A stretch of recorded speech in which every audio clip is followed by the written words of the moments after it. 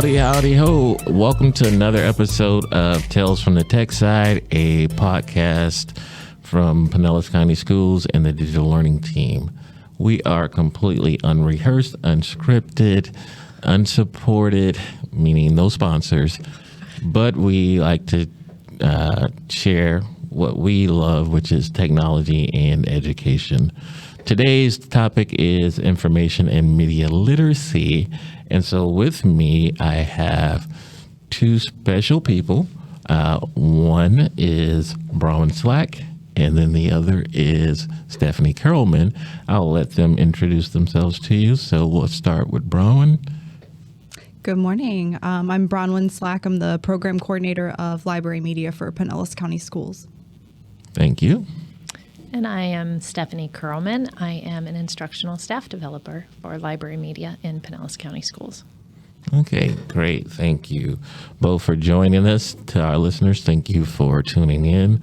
In this episode, like I say, we're focusing on information and media literacy. And the reason why is the week of January 23rd through the 27th is National News Literacy Week. And in Florida, where we are, is Literacy Week. And so, ladies, how do library media support literacy in schools?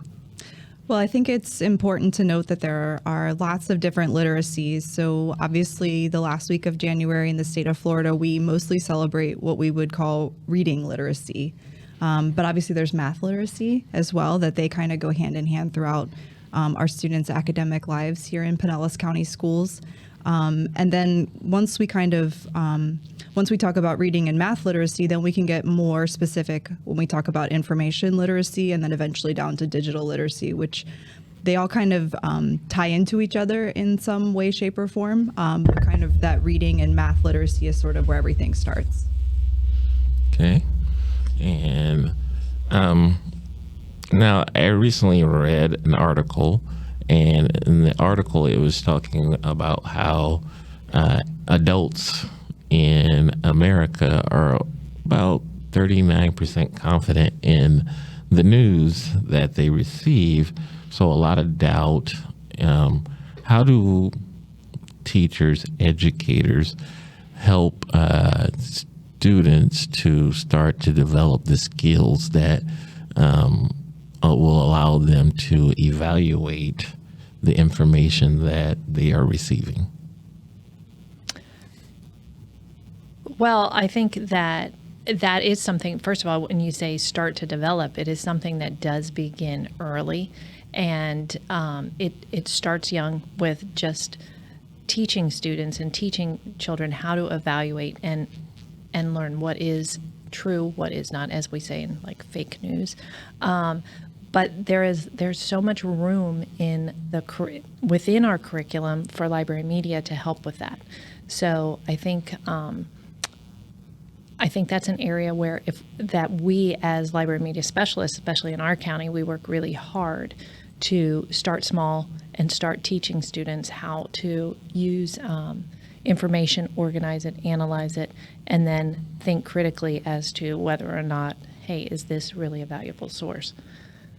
And we've got some sources of information where we like to start students on that journey. We have a couple of databases that we provide through the district library media department. One of those is World Book Online. So it's the good old fashioned World Book Encyclopedia for those of us of a certain age who are tuning in. They've now digitized it. They actually have a really, really comprehensive early learning, which are your pre-readers, where literally the cursor, anytime your cursor touches something on the screen, it's read aloud. This is really, really important for our pre-K, kindergarten 1s and 2s who are emerging readers. They are still able to get access to encyclopedia quality information at such an early age, and it takes into account their needs as emerging readers. And then World Book continues to scale up from there, but it also includes other accessibility features for our ELL students. There are a lot of different translations that the articles can have, and as well as some other features that allow for, whether it's text to speech If we have students that prefer to have the articles read to them because maybe the lexile level on the article is a little bit of a stretch for the student, that particular resource has put a lot of effort into making the information accessible. And then for sort of our late elementary through high school, we also have our Gale Databases suite, which is mostly provided by the state of Florida, but we do have an additional database that we add on because we do need to have like an additional level of information available to our students who are in our advanced studies courses in high school. And that as well comes with those accessibility features so that no matter where students are, the information can meet them there and kind of help show them what a credible source of information looks like. So that sounds like, as a Pinellas County student or parent, plenty of resources are provided by the district. Can either of you share, what if our listeners are not a PCS student or parent? Are there national or other resources available? Yes. So as a Florida resident, every resident in the state of Florida has access to the Florida Electronic Library, which is how we get our access to most of our Gale Databases suite. So you don't have to be a student in the state of Florida to get access to that, or even in Pinellas County schools. It's already a part of just being a Florida resident, which is kind of a unique availability to our residents here. Other states have had to pull back on some of those services, but the state of Florida has decided to continue to provide them. And so that's a really valuable resource. There are plenty of national resources as well in terms of literacy, but I would say that is probably one of the biggest value added that we have. Our public library system also has a variety of resources. So having that public library card really unlocks your access to additional things, but those might be more community centered depending on the library that you live closest to. But at least at those two levels, we have lots of different resources available to people who are outside of the Pinellas County Schools community. Okay. So it's great that you mentioned the state of Florida, because one of the things I wanted to discuss has to deal with what's going on specifically here in the state of Florida. And so there's been a little controversy recently around the curriculum and the choices that teachers no longer have as much freedom as they used to have when choosing both digital and text materials that for students. And so first, all of us are parents, right? So we wear multiple hats. We're not just educators, we're also parents as well. Just thoughts on initially as a parent, the freedom for educators to be able to provide curriculum to your student or any student. As I would like to address that, actually, as a parent, I think that the educators that we have are professional educators, and I trust that their judgment in a classroom is going to be, sound based on their professional degree, their experience, and their ability to teach the subject. So while there have been some things going on in the state, I also feel that I don't know that it has limited the freedom as much as I think that it shines a light on our profession. And I think it's a good light that it is shining on our profession, that we can show that we, as professionals, as teachers, as library media specialists, that we have the knowledge and the background and are able to make good, sound decisions for our students. And I'm very confident of that. Okay. Also, as a parent, and knowing, how resource rich Pinellas County Schools is, I think that has really helped kind of buffer our district because we have access to so many high quality, whether it's, different services that we provide to students for extra help with reading or with math, straight through to, specific databases that we have access to. And there are others that I didn't even mention yet. One that we recently purchased is Newsbank, which has both historical and current news use in the classroom for just, pure wanting to read about what's going on, what's the state of the world, what's the state of Florida, what's the state of, the United States. And so I think looking at it from that perspective and having a student that's in Pinellas County schools, I know that he has access to information that some of his peers in other districts and other states do not have, access to. So I think that helps buffer anything that, might cause teachers to question the resources that they're sharing with their students, because, as an employee of Pinellas County Schools, I know the caliber and the quality of the materials we provide to our teachers. I'd actually like to tag onto that too, because I think from the library media perspective, with the resources that we do have, as Bronwyn was saying, we are so rich in resources. And she just mentioned, a few of them and how they can be so helpful in so many different ways. Because one of the first questions we were talking about is some of our news, and the news information, but also teaching students, how we were talking about teaching students throughout the stages with the resources that we have. There is a plethora of things that you can do to help students engage in this material. And, from the World Book view, with that encyclopedia that we have digitized, there's so many things that we use that for, and we can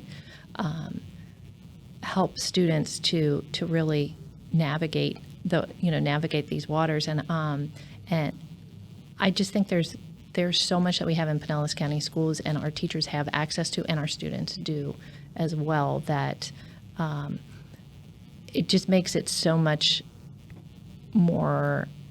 It helps to navigate the waters in a very easy way for our students and our parents, and for them to feel confident about what they're getting. But at the same time, the kids come out with a way that they can then do this on their own. So we're building that independence as we go. Okay. So I have to be honest, as a parent, there's a running joke in our department that, I'm not a reader, and I put more emphasis on other subjects. But as you guys shared, I do trust and value the opinions of those teachers of my students, that they are making appropriate choices. They're exposing my sons to not only the full breadth of the curriculum, but allowing them to see different views, different vantage points, interact with different cultures, and just the wealth that reading different viewpoints and opinions allows them to then grow and prosper themselves, right? But on the other hand, as a parent, I also know that in today's times, my sons have access to a wealth of information that is not provided by the district, because they're walking around with the world in their pocket, meaning their cell phones and their connection to the internet. How do we as educators, how do you guys in library media help support teaching students how to really grasp or interact with that digital information or media? I guess I will start with sort of I have a background in middle school education, so I guess I'll start with how I did it with my middle school students. And I think Stephanie would agree, it's a two-sided front. Not only are you informing and engaging your students in the material during the school day, but there has to be something for parents outside of the school day, as well, in terms of that media literacy, that digital literacy part that we're now kind of starting to talk about. During the school day, it might be framed around, project-based learning, that the students are working on something. I had a really strong belief that pretty much up until, maybe second semester, 8th grade, that teachers and myself should work together to curate materials for students because there is so much out there. We don't teach students how to do very efficient Google searches. They like to ask questions of Google. Now Google will actually answer questions. It did not used to do that back in the day.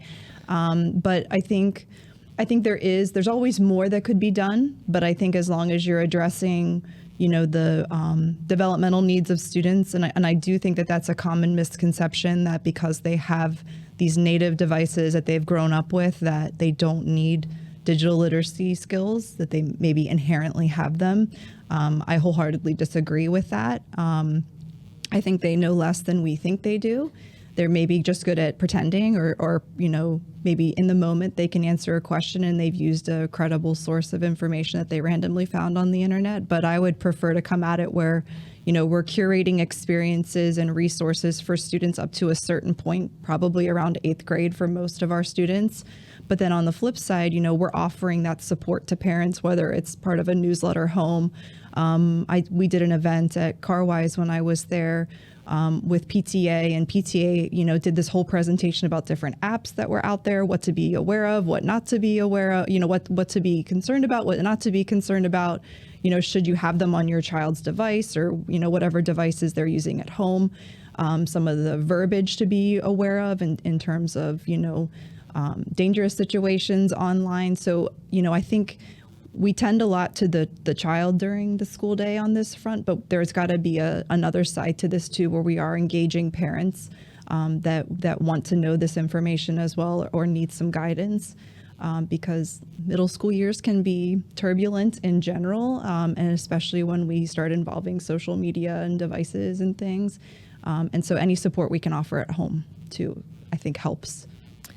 And I think to add to that, so prior to that, my background being in elementary, so prior to the students reaching middle school, we looked at it from an elementary standpoint of we need to teach them from the babe on up because these devices are getting into their hands earlier. So digital literacy was very important for us, and that was something that we specifically at my school did. And I know library media specialists throughout the county do. We focus on that at certain. It's done in different ways, but certainly at certain times of the year, we made sure that we had focus on actual digital literacy lessons, and they were. There was a scope and sequence to it, so that in kindergarten you were learning something, and then in first grade you learned a little more, and on up through fifth grade. But at the same time, as Bronwyn was saying, we tried to tie that in with the parents as well, making sure they knew what the students were learning at the time, and something for them at home so that they were aware. And there were, many ways that we did that. Through lessons that we have throughout in the district, through some other resources that we have. But we also work hard to embed it within our curriculum. And as Bronwyn was saying, through project-based learning, but even within the modules that we teach. So, for example, in fifth grade right now, I think it's, or maybe they've just finished, but like an American Revolution, where you could actually do some research with library media, teach those skills as you are doing the research.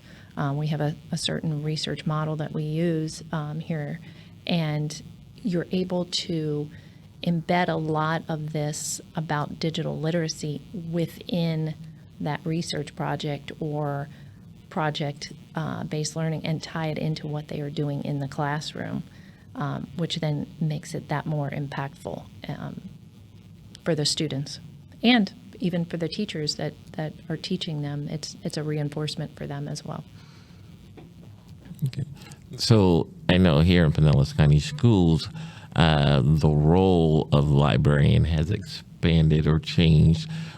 In fact, the title is no longer just librarian, it's library media technology specialist, right? So our quote unquote libraries are no longer just libraries. They are actually media centers where students can go and get a variety of help and support from that staff person that is there to just support them in multiple needs. How do you see our media centers continuing to support students through these various things that they need support with, including accessing and researching digital information? I think one of the ways that we are hoping to sort of, I don't want to call it some type of shift, because obviously, like you said, we've got a lot of different things going on in our media centers. Just in our basic program, typically speaking, there is a TV studio that's part of that basic program, especially at the elementary, middle, and some of our high schools. It looks a little differently, but they have TV production studios on campus as well. We generally have a makerspace area, which is sort of that extension of learning with the science, technology, engineering, art, and math types of lessons that students can learn. That can be sort of during the day enrichment. That looks differently in different places depending on school needs. But I would say what we're really trying to kind of become more a part of is that student-directed, student-centered type of learning. So where a student may learn something in the classroom, and then once they've reached a certain point, they will come to the media center and do something that will extend the learning so that, they've met all their curriculum benchmarks. But then they would then now come to the media center to do something that goes deeper, whether they are doing additional research, through something they learned in this unit, there is a topic that they would like to explore further, then that might be an opportunity to look into something, that they are personally interested in as well as academically interested in. That might be a way to show their learning differently. We have revamped our student film festival, and we're really trying to get people to think about the ways that students show what they're learning. And with the rise of YouTube and now the rise of TikTok, our students are really motivated by short little informational video clips or even just the personalities that come along with them. And we want to, they can be content creators too. And so we're really trying to figure out how we can bridge what's being learned in the classroom and then have our students become content creators, whether it's that deeper analysis and further learning, and then showing us in some way, and potentially that could be through using some of our TV production equipment, or even some of our other equipment that we have in our libraries through our makerspaces. I think also you have to think of the library or the media center in a school as the hub of the school. And when it is thought of that way, then all of these pieces fall into place. And what is being taught in the classroom is being reinforced or reignited even in the media center, because it sparks that learning for that student. It's a place where they can come and they're still learning about what's going on, what they've learned in the classroom. But now all of a sudden, a whole new door opens, literally, for them. They walk into the media center and they have all these options, as Bronwyn was saying. Makerspace, tying that into the curriculum, or into just not even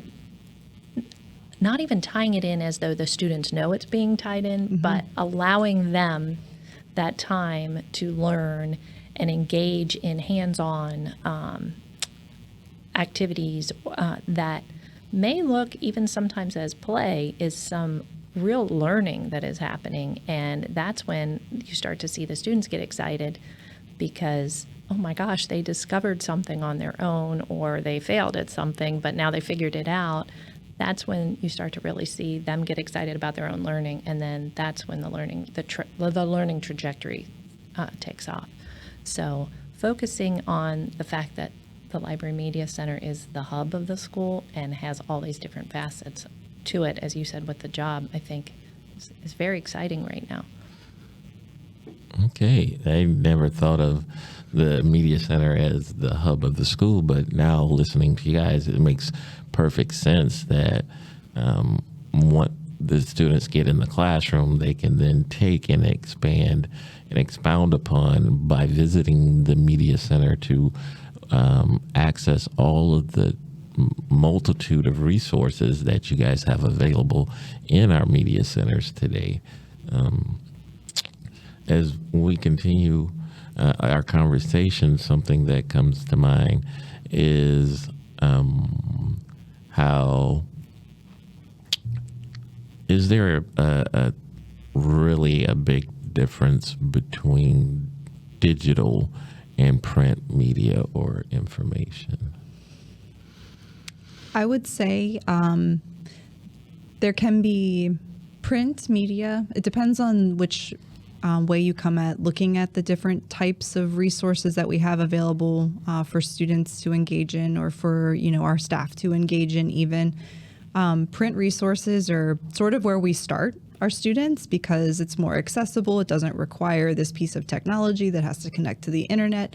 So I think there is sort of a developmental need for physical resources with many of our students. Like I said, if not K to 8, beyond that, some resources just aren't easily available online yet.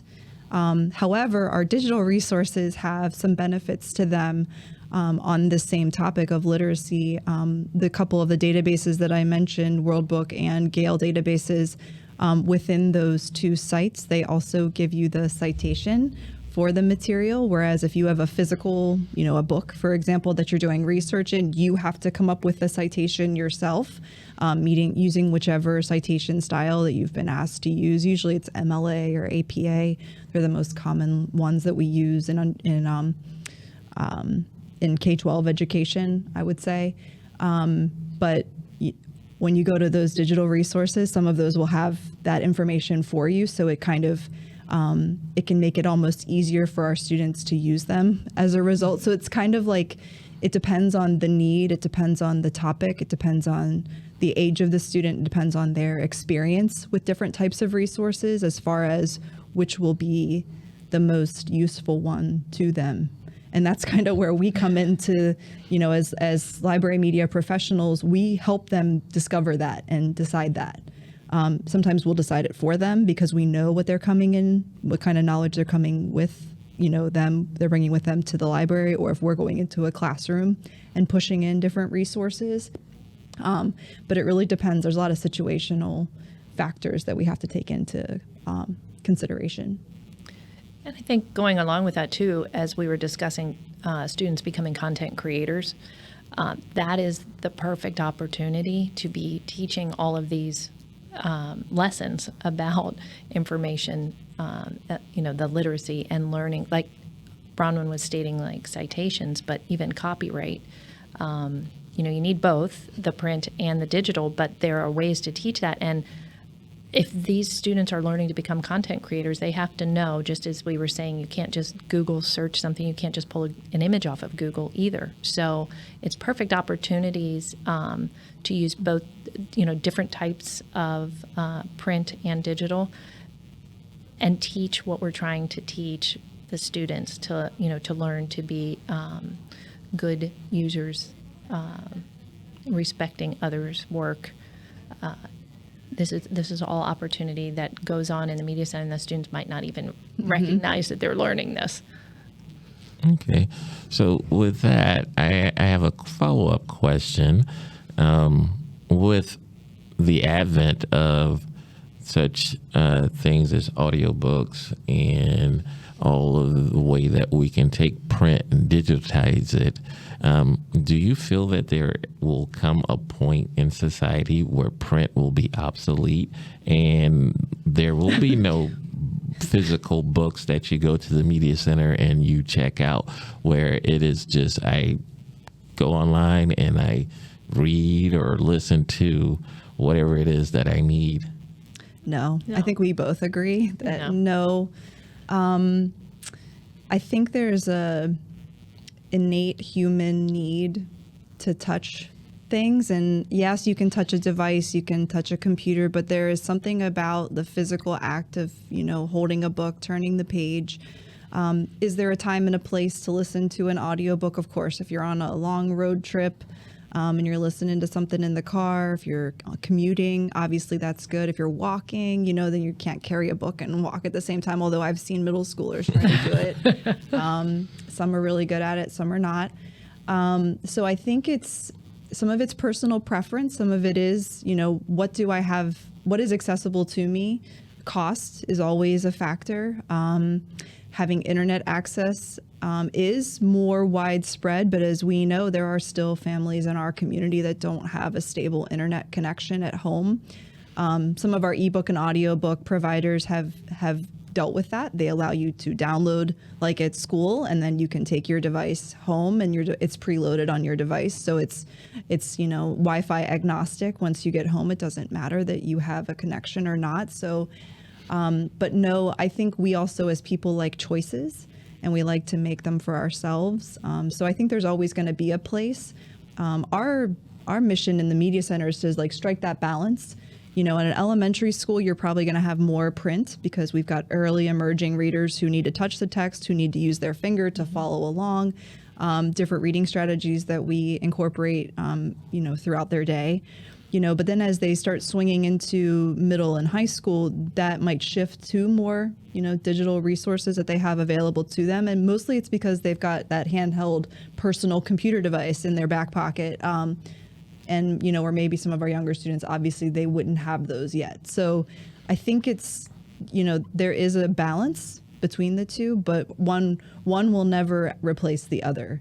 I don't see a future. They have said that for decades now, and it still hasn't happened. I don't see it. I don't see that in our future. I don't see physical books ever going away. I would have to agree. And for all of those reasons, and in addition, we have to take into account different learning styles for different people. And that does, there are some people, students that just want that physical book, and that's how they learn. They see, seeing it on the page in black and white. And so for some, the digital is better. For some, the audio is the preference. So I do think that because of that, we need to keep the different ones. And I don't see them going away. I don't see print going away for sure. Okay. So I'm going to take it from you guys that so in 2030, there will be no great book burning going on at all because we still need to keep both print and digital resources available. Mm-hmm. Yes. Man, as a non-reader, that was happening for me. You're reading a lot more than you think you are. Every time someone says to me, I'm not a reader, I am a very picky reader. So sometimes when I tell people that, they're like, what does that mean? I said, but I still read. Like, whether it's an article you're reading on your phone, or I like magazines a lot. I think it has something to do with attention span. But I also, will sit down and read. I've actually found that with my child needing to read 20 minutes each day, I set that little timer, we read together. I've gotten through a couple books this school year, just setting that 20-minute timer, has given me that permission I need as an adult to read. But so no, I think reading is a lifelong skill, and you're probably doing it more than you realize. And I also think telling people things that you have learned is part of that. It's kind of like the audiobooks. There was a long time where people felt like if you listen to an audiobook, it wasn't reading. That's been debunked by numerous, researchers. But I think absorbing information comes in all shapes and forms, and reading is just one of them. The physical act of reading with your eyes is just one of them. Okay, I will buy that. Yeah, there you go. And so, ladies, I want to thank both of you for joining us. Yep, thank you for having us. Thank you for having us on. For our listeners, I want to thank you for tuning in. As always, like, subscribe, and share our podcast. And even though this is Tales from the Tech Side, this is not our first digital podcast. We would like you to go back and take a listen to, and you can find it on any platform. It's the PCS Digital Learning Show, where we did some more discussion around technology and education. We hope you continue to listen and like our podcast. For Pinellas County Schools and the Digital Learning Team, I am James Wilson, and I thank you all for joining us.